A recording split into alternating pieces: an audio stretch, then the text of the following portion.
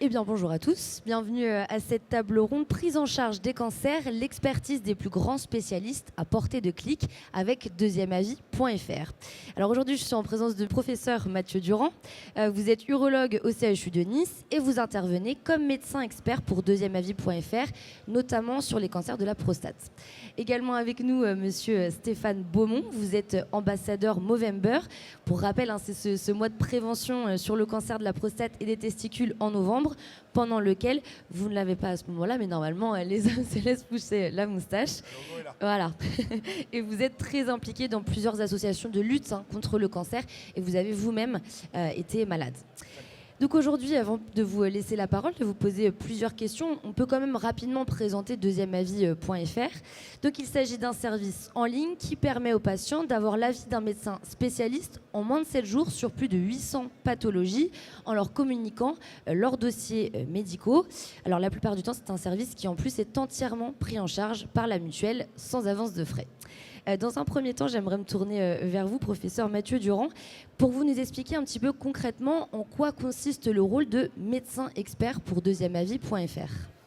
Alors, médecin expert, ça veut dire qu'on fait partie du collège des médecins qui ont été identifiés par cette solution et qui peuvent répondre à des avis qui sont documentés, le point est important, de patients qui ont classiquement déjà bénéficié d'un avis dans leur circuit habituel ou qui ont peut-être du mal à obtenir un avis dans leur circuit habituel proche de chez eux et qui, par cet outil qui est sur Internet, sur l'adresse deuxièmeavis.fr, qui peuvent du coup renseigner leurs demandes en précisant exactement le motif et la question qui est la leur. Par exemple, je n'ai pas bien compris ce qu'on m'a proposé, ou par exemple, on m'a proposé ça, mais je me demande s'il n'y a pas une autre alternative thérapeutique. C'est d'ailleurs souvent cette question-là. Et qui doivent remplir et saisir un certain nombre d'informations eux-mêmes concernant leur dossier médical. Ce n'est pas le médecin traitant, c'est eux-mêmes qui le font, donc il faut qu'ils récupèrent. C'est l'empowerment des patients, tout à fait, qui est mis en action, et qui du coup, à la fin, demande bien cet avis. Il arrive sur la plateforme, le médecin expert va être sollicité, soit parce qu'il est choisi par le patient, soit parce qu'il correspond dans ses spécificités à la demande du patient.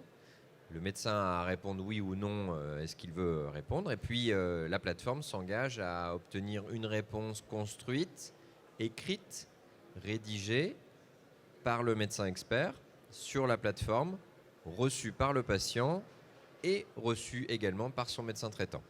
Voilà, avec la réponse ou les réponses aux questions qui sont posées par le patient. Alors on l'a déjà un peu abordé, mais avant de partir du côté patient, simplement vous en tant que praticien, qu'est-ce que ça peut vous apporter d'avoir ce rôle de médecin expert ?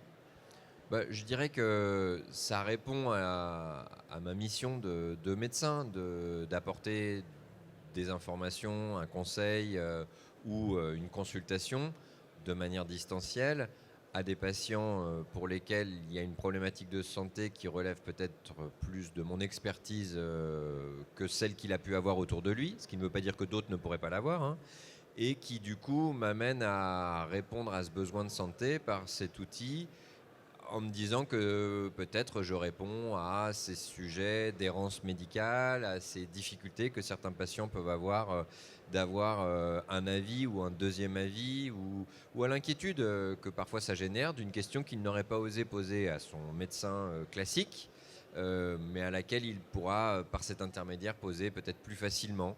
Donc j'ai la sensation de faire mon métier, en fait, tout simplement, en utilisant un outil distinct et en répondant à la problématique un peu de désert médical.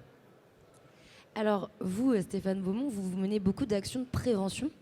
Est-ce qu'un service comme deuxièmeavis.fr, c'est quelque chose qui s'inscrit dans cette logique de prévention ? Oui, évidemment. Alors effectivement, moi, autant au titre de Movember, on traite beaucoup les cancers masculins. Je suis pas mal impliqué dans certaines associations, dont Sérum, qui est partenaire de Deuxième Avis. Et nous, on a plutôt un rôle de prévention et de conseil d'anciens patients. C'est-à-dire on donne un avis, c'est ce qui nous est arrivé à nous, comment on le prend en charge. On a des lignes d'écoute avec Sérum qui nous permettent de partager cela. Et Deuxième Avis est complètement complémentaire parce que la plupart du temps, on a des questionnements par rapport à ce qui est effectivement dit. Quand on parle de cancer, c'est pas trivial.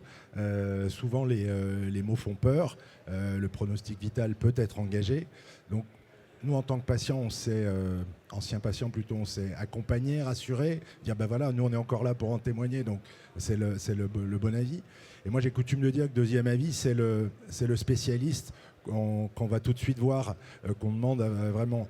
Quand on a, alors moi j'ai pratiqué pas mal de sport, quand on a un problème au genou, à la cheville, on va demander à ses copains, toi ça t'est arrivé, qui t'a été voir?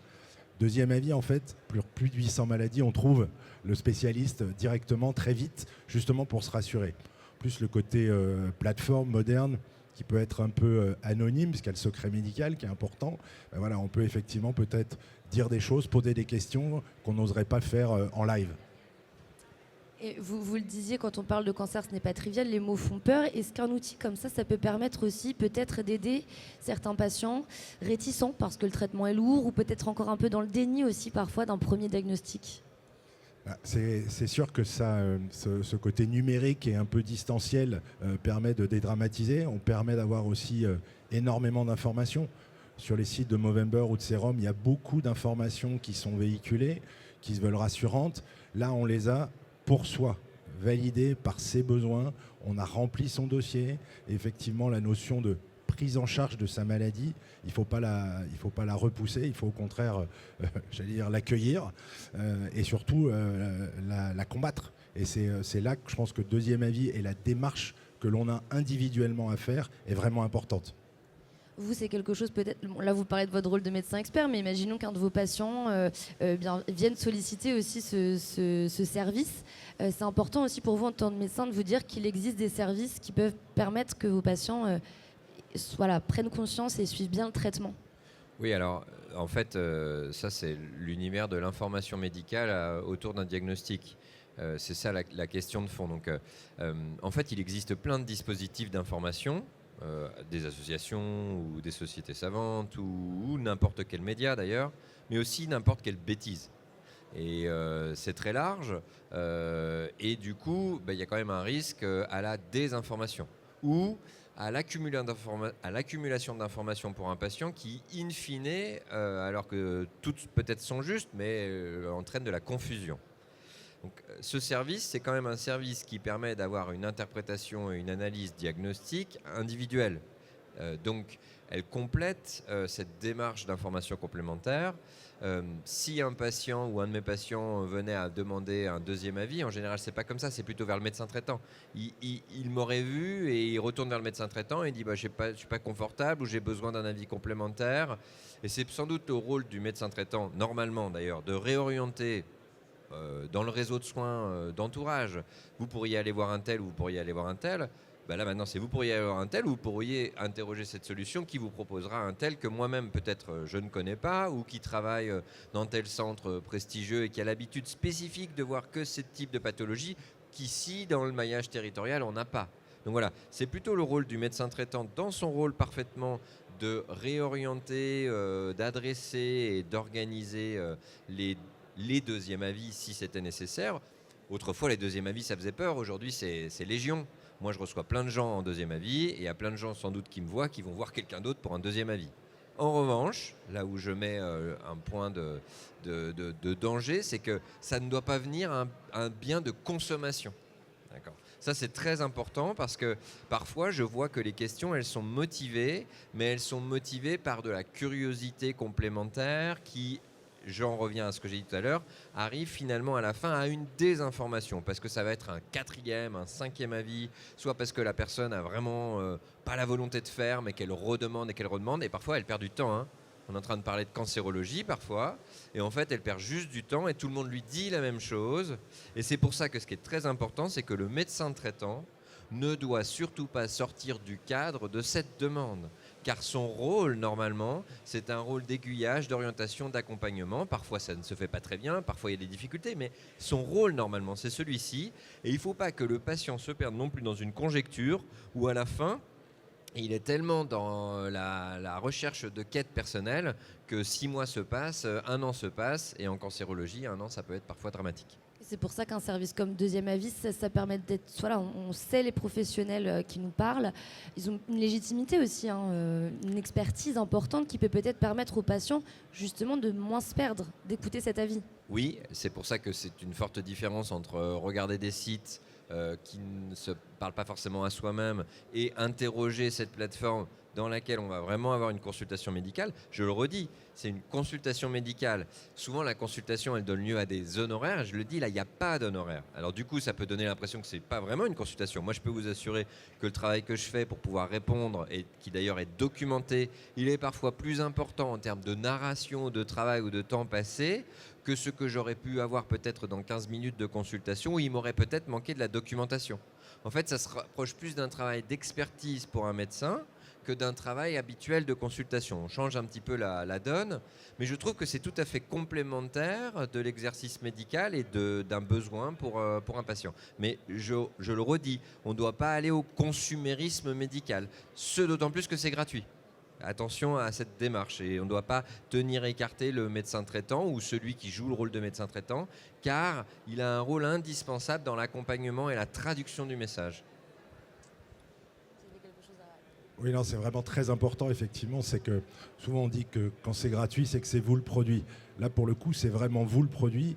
Et la prise en charge de ces consultations, de cette expertise, elle est faite par Deuxième Avis, par les mutuelles, par les entreprises qui souscrivent à ce service pour le compte de leurs employés ou de leurs collaborateurs. Et je trouve que c'est vraiment un message clé dans la prise en charge de ces maladies au titre de l'entreprise. Souvent, on râle parce que la Sécu, ça ne va pas assez vite, etc., etc. Là, on a quelque chose qui est construit avec le système, dans le cadre, comme le disait le professeur, d'une expertise médicale. Et je trouve que c'est ça le plus important. Nous, en tant qu'anciens patients, de temps en temps, on dit j'aurais rêvé d'avoir ce service, on aurait eu un petit peu plus moins d'attente ou de crainte. Moi, j'ai coutume de raconter, j'ai découvert mon cancer en tapant sur Google. Le premier choc, il est solide. J'aurais eu Deuxième Avis. En fait, le cancer testiculaire dont j'ai été victime, il se guérit très bien. Et en fait, ça a été pris en 10 minutes derrière l'urologue. J'aurais eu ce Deuxième Avis, on va dire, 72 heures-là, j'aurais pu les éviter. Psychologiquement, c'était pas plus mal. Il faut aussi évidemment qu'on parle des déserts médicaux. On ne peut pas aborder cette question-là, d'avoir des spécialistes, comme on a dit, à portée de clic, surtout quand on habite dans une zone sous-dotée. Vous parlez tout à l'heure du médecin traitant qui conseillait d'aller voir un tel et un tel. Aujourd'hui, il n'y a pas forcément de spécialistes. Voilà, est-ce qu'encore une fois, en tant que patient, on est rassuré d'avoir apporté des spécialistes comme ça qu'on ne pourrait pas voir physiquement? C'est sûr et certain. Et quand on parle de déserts médicaux, on pense la campagne profonde. En bonne région parisienne, je vous promets qu'essayer d'avoir un rendez-vous chez un oncologue de renom, c'est pas forcément évident. Là, il y a encore une fois ce service, cette capacité d'avoir accès, par exemple, aux spécialistes de Nice, même si on est à Paris, qu'on n'a pas la possibilité d'aller à Gustave Roussy ou à Léon Bérard. Là, on a la possibilité d'avoir des experts qui sont sélectionnés pour leur expertise, pour leurs travaux scientifiques par rapport à ça. Et je pense que c'est vraiment un gage vraiment de succès et de confiance pour les patients. En tout cas, c'est ce que l'on prône aujourd'hui directement auprès des gens qui nous sollicitent. Oui, pardon. Je crois qu'effectivement, ça répond à cette problématique globale de désert médical que l'on a et qui a beaucoup de formes. Hein. Vous l'avez évoqué, c'est pas forcément très loin dans la campagne, ça peut être en plein milieu d'une ville. Quand on entend désert médical, en fait, il faut bien comprendre que c'est hétérogène par rapport aux spécialités comme par rapport aux régions. Il faut bien comprendre aussi que ça veut dire souvent en fait, délai d'attente plus ou moins important. Alors là, c'est sûr que l'enjeu de Deuxième Avis, c'est de chercher à vouloir offrir à tout patient qui le souhaiterait et qui les sollicite un avis sur 7 jours. Donc attention, on n'est pas dans l'urgence non plus. 7 jours, ça reste 7 jours. S'il y a quelque chose de grave, j'invite quand même tout le monde à aller aux urgences ou voir son médecin traitant dans la journée pour Avant une bonne d'allumer son orientation. ordinateur, oui. Voilà, donc on ne se trompe pas. Mais en tout cas, ça répond effectivement à un besoin complémentaire. Sur 7 jours, c'est quand même, je trouve, vraiment très ambitieux. Et je crois que la plateforme y arrive bien. Donc je chapeau bas parce que je pense que ce n'est pas facile à mettre en œuvre. Ça ne répond pas à toute la problématique, c'est un outil parmi tous ceux qui pourraient exister. Et c'est vrai que le fait que ce soit un renseignement qui va du coup être différé par rapport au temps de la question, parce que le patient va déposer et il va attendre ces 7 jours, permet à les spécialistes qui est derrière de traiter cette demande en fonction des contraintes de son planning aussi. Moi, j'ai des blogs, j'ai des consultes, elles sont déjà organisées. Mais là, peut-être j'ai un trou d'une demi-heure. J'aurais pas ouvert une consultation normalement. C'est pas possible, c'est trop compliqué. J'aurais pas fait un blog comme ça. Par contre, peut-être, du coup, je vais prendre cette demi-heure pour analyser ce dossier et y répondre. Et donc, du coup, j'utilise du temps que parfois, peut-être, je perdais ou je me proposais aussi, c'est possible, mais pour bien le mettre en œuvre, pour répondre à une demande différée dans ce délai des 7 jours. Donc, quelque part, ça ne représente pas un surinvestissement, je pense, du côté médical. Ça représente une autre compréhension de l'expression d'un besoin de santé auquel on peut y répondre tout en utilisant des outils digitaux modernes. Voilà. Donc, je trouve que c'est un outil de lutte parmi tous ceux qui existent. Il n'est pas le seul, il y en a plein d'autres, mais il faut les démultiplier en fait. Et c'est aussi une mentalité pour les professionnels de santé de bien vouloir y répondre, mais aussi une mentalité pour les patients de comprendre la nature du service, à quoi elle répond exactement. On l'a dit, pas des urgences absolues, c'est une certitude. Et on l'a dit aussi, pas dans une démultiplication d'avis pour avoir le 15e avis qui ne sert plus à rien. Voilà, d'accord. Vous le disiez aussi tout à l'heure, c'est donc pris en charge par la plupart des mutuelles. Et de la mutuelle, on l'a dans le cadre du travail. Et pour vous, c'est un facteur aussi important quand on est patient, que ce soit reconnu dans ce cadre-là, en fait, la maladie. C'est sûr que quand on est dans le monde de l'entreprise ou dans le monde du travail, quand on est malade, effectivement, on quitte ce monde du travail. Et la plupart du temps, on a quand même envie d'aller mieux et de revenir dans le monde du travail.